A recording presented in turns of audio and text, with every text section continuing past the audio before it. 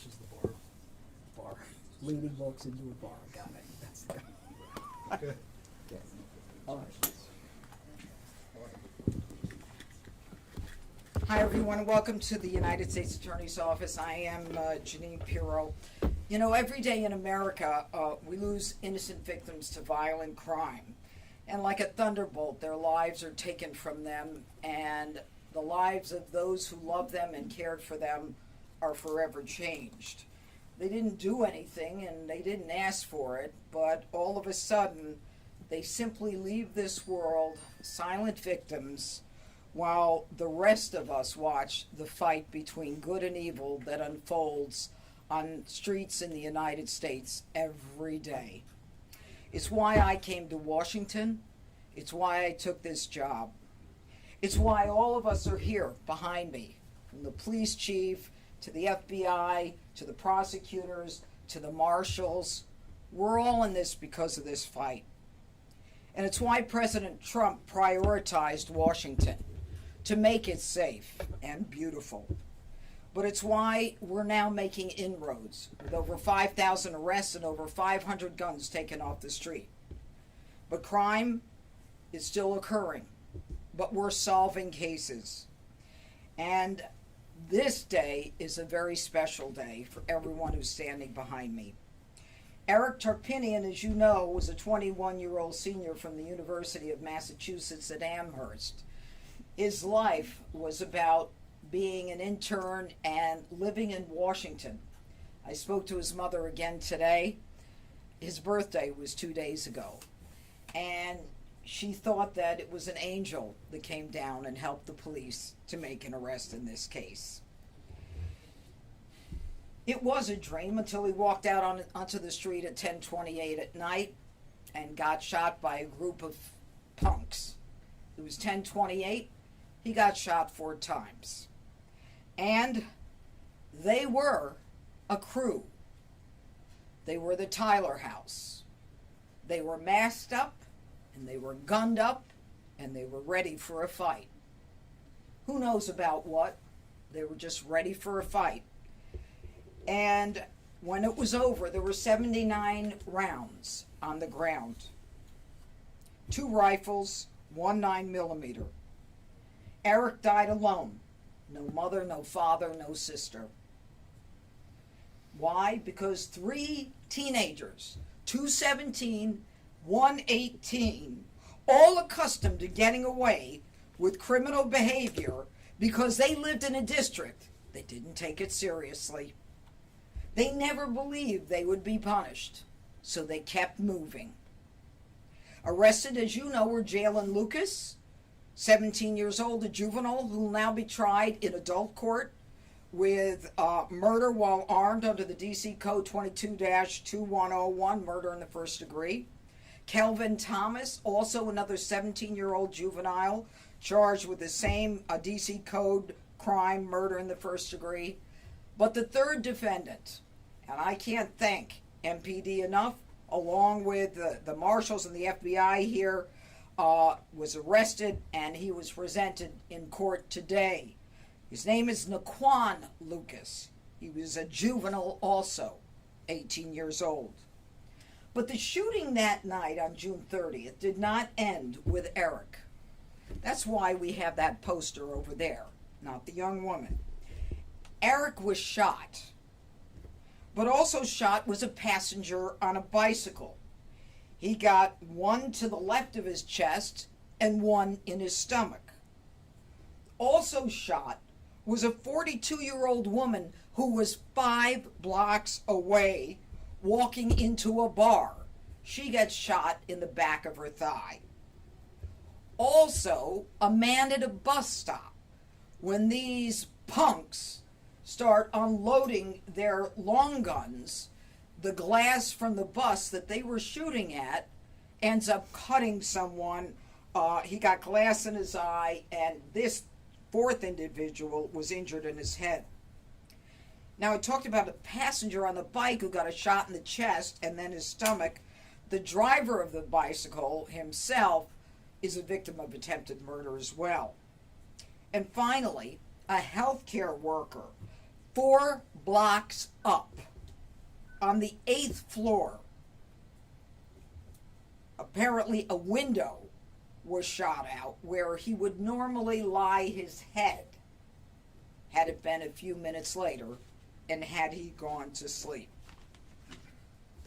But that's not the end of it.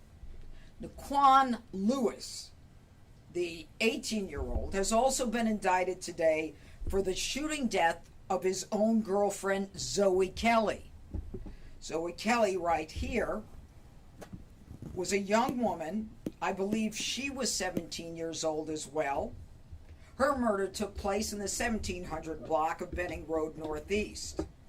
Her body was found in one of those storage containers where she was covered with blankets and other items, and she was in the closet of a roommate of Naquan's father's apartment. When they found her, she was unconscious, she was unresponsive, and she was suffering from an apparent gunshot wound. I don't know that much about Zoe, but I want to read to you what her mom said. She said, "On the 4th of July, I see my baby that morning," Shanika Kelley said.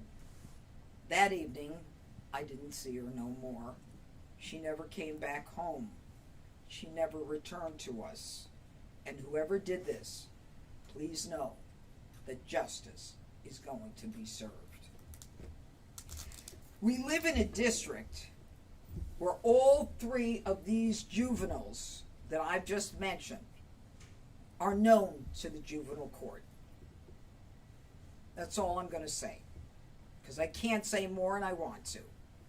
But I can tell you this, that 2 innocent souls were taken from us in what I believe were predictable homicides based upon the behavior of these individuals and the records that everyone knew about. But the D.C. Council is more interested in protecting young criminals under the guise of protecting the innocence of youth. It's time for them to start protecting the citizens of the district, because this is what we're ending up with. We're having victims 5 blocks away, 79 rounds on the ground. This is normal behavior in D.C. No more excuses from this council. And finally, there is something called the Incarceration Reduction Act. I talk about it all the time. It means that if you're under the age of 25, as all 3 of these are, if they serve 15 years, assuming they're convicted, they go before a board. They don't have to prove they're better, they're rehabilitated, or anything. And they get out after 15 years. Okay? This victim and this victim, Eric and Zoey, one man is charged with both of them. That one man is 18, Naquan. Once he serves 15 years, he gets out because of the rules in the district that have to change.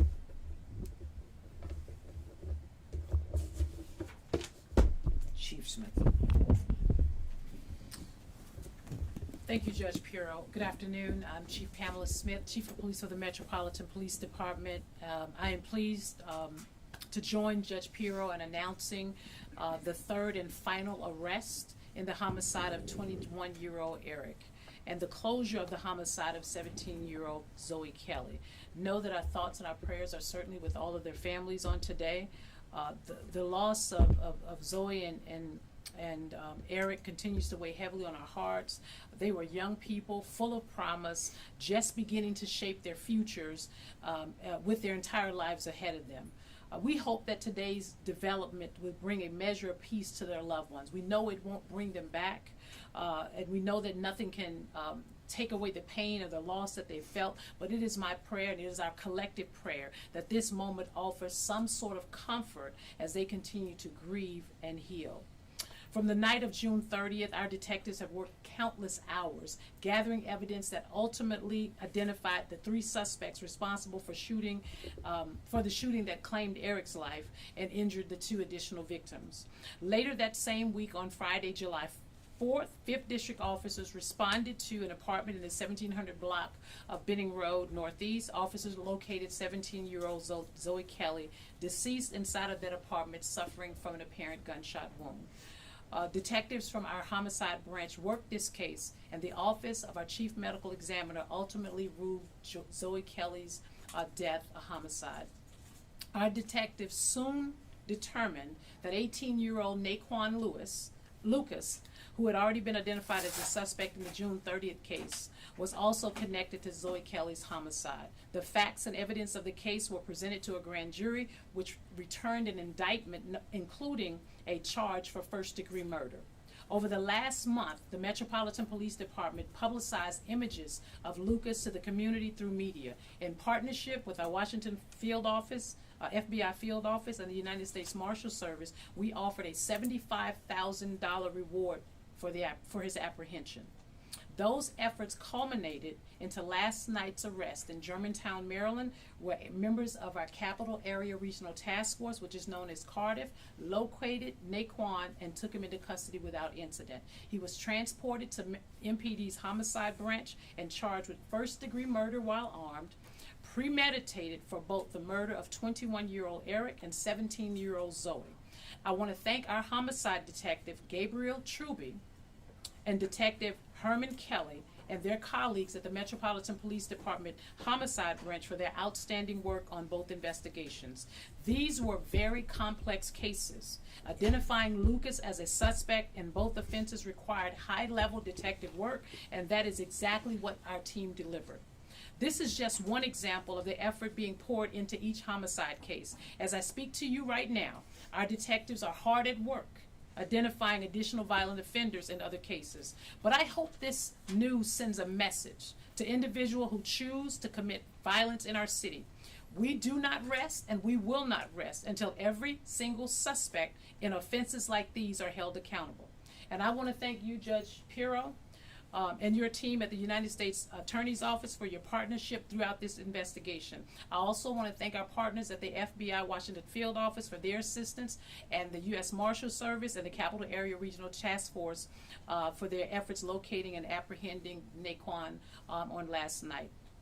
I also want to thank my mayor, Mayor Muriel Bowser, who has certainly been supportive of the Metropolitan Police Department and keeps public safety at the forefront of her mind. And I will now turn it back over to Judge Pirro. United States Marshal Gaddy Seraltis. I don't have much to add to this. I can tell you I'm the director of the United States Marshal Service. My name is Gaddy Seralta. I have the distinct honor to lead the United States Marshal Service and also to be the chairman of the DC Safe and Beautiful, the task force that was put together by the President of the United States, Donald Trump. This task force is a task force of 23 different agencies working together towards a common goal.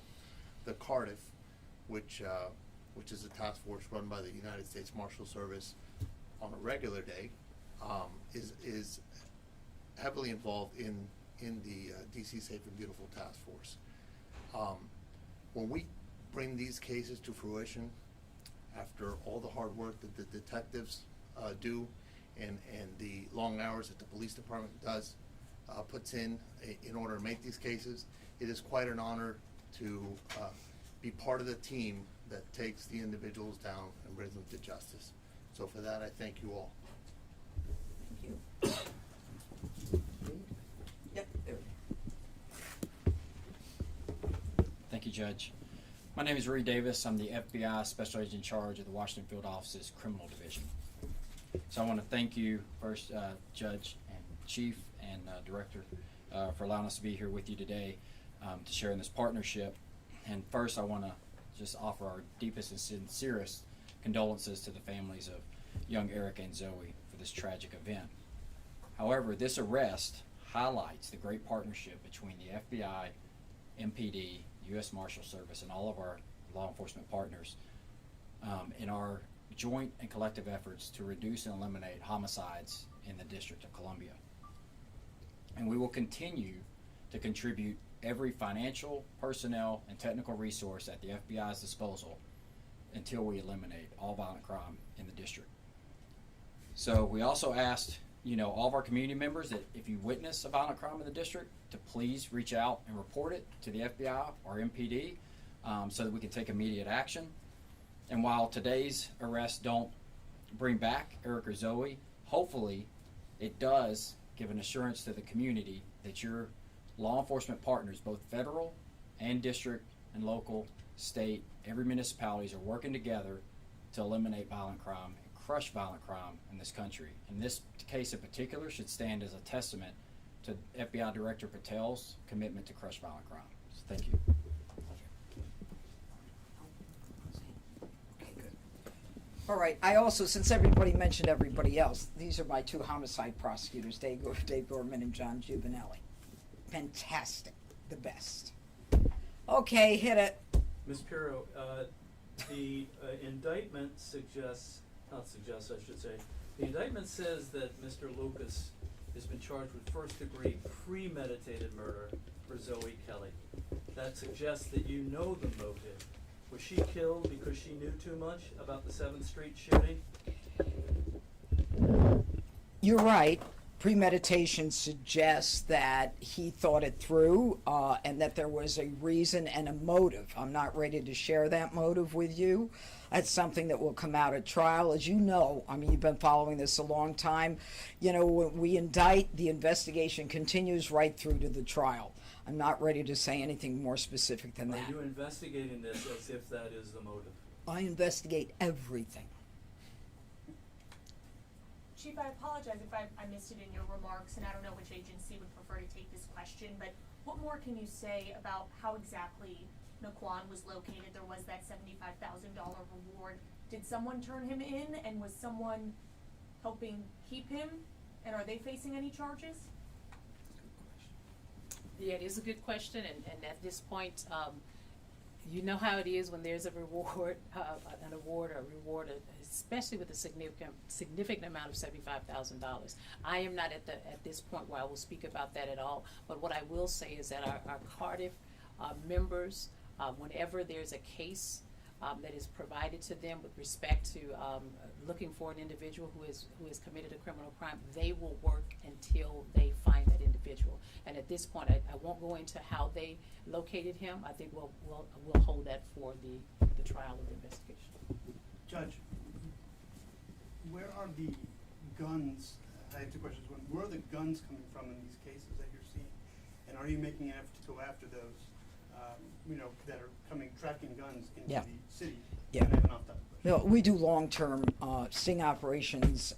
Look, everybody knows that there is a connection between the guns in the district, Maryland, Virginia, Prince George's County. We are now involved in long-term investigations, but we are going to be moving to continue to do what the president has been doing, which is taking individual guns off the street as well. I don't know if you want to add anything to that. Anybody? Yeah. And then on an off-topic question, in the case Off topic? No. Taylor Tarantino, prosecutors filed the sentencing memo including information about the mob that attacked the Capitol on January 6th, Mhm. and that President Trump posted the address of President Obama where Tarantino was later apprehended. Mhm. The filing was taken down, and a new sentencing memo was filed with those details. Did you order that memo taken down? I think the papers speak for themselves, and what goes on in this office is not something that I'm going to comment on to the press. Thank you. Ms. Pirro, you've had issues with the laws in D.C. for quite a while now. You're up With to the what in with DC? The laws, the juvenile laws in D.C.? Yes. Now, my question is, beyond this, are you speaking with council members about what you would like to see done? Are you doing any sort of, I guess I'd say, lobbying on that part? Well, right now what we've got is the mayor who's doing that lobbying. I've met with some of the council members. Look, the council has to understand that the way they have written the laws, they are complicit with the crime that's occurring in this jurisdiction. All right? And I can't say it any tougher than that. They make it too easy. And this idea that we have to coddle these young criminals, that their prefrontal lobes are not developed sufficiently, when you can look at records that literally predict that as soon as they cross that so-called threshold from juvenile to adulthood, they're going to commit a murder in a minute and a half, then you know you've got a problem. There is a problem in this district. In 2024, we had the 4th highest homicide level in the country. I mean, I've got a poster in my office of the kids who've been shot, and now we can add Zoey to that. All teenagers, all African Americans shot with guns in the district. It's horrible. All teenagers, all under the age of 20. In the last 2 years, I believe the number is 46, 45. This is a problem here. And if they're not admitting it, then they're complicit. And the concept that this one guy, if he is convicted, can get out in 15 years, then that's a problem. Thank you. What penalty are you seeking in this case? Oh, I don't know. I got to get a conviction first. Thank you, though. Just to clarify, was he arrested yesterday? Yeah, when was he arrested? Last night. Last night. Last And then night. you said in Germantown? That is correct, Marilyn. And are they brothers? Yeah. Yes. Yeah, they're brothers. Thank you. Ms. Pirro, can you ask her one other question? No.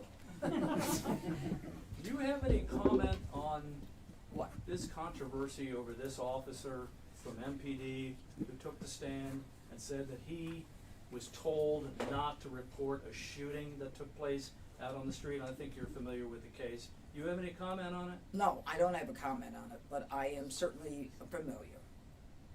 I'm not going to discuss that with you. Thank you. Judge Sean Dunn's Okay. trial starts on Monday, the sandwich guy. Oh, the sandwich guy. Your office has been asking potential jurors whether they have strong feelings about ICE in cases involving members of the task force as part of the alleged criminal activity. You've been doing this for a long time. You know that the right to an impartial jury belongs to the defendant. Yeah. Asking. And the people. We have the right to an impartial jury, too. Well, but constitutionally it belongs to the defendant. Well, I was a asking- judge. It belongs to everybody in the courtroom. Asking potential jurors if they have strong feelings about ICE, doesn't that nullify the idea of an impartial juror? No, not at all. How not? How not? Because no one should come in with preconceived notions or feelings that are going to impact the way they accept and receive the evidence. A courtroom is a sterile room where you come in, you listen to the facts and the evidence, you leave all your prejudices outside. And everyone in this room has a prejudice. We all do. And if you don't think you do, then you're being naive. We all do. So all we're asking for is just come in cold, listen to the facts, don't come in with any preconceived notions. Or strong That's feelings. it. All right, thank you. Thank you.